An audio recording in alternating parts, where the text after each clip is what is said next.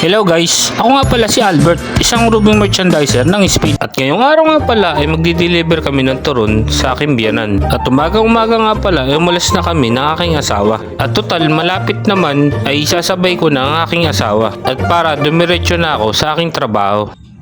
Ipapagas muna pala ako. Sandaan. Pera ka na ba dyan? Wala.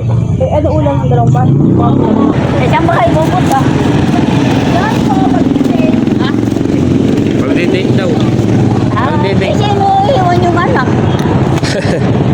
Umabot pa.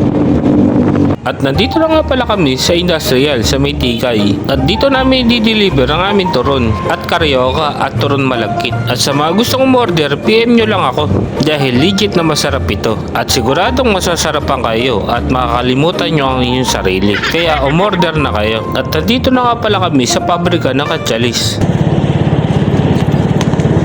Sabi mo, tao po.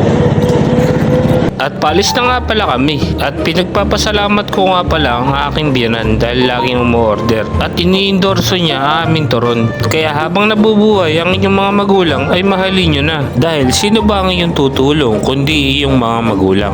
At mukhang napagsaraduhan pa ata kami dito sa may industrial. Sarado. Bawal na. Ayaw. Bas.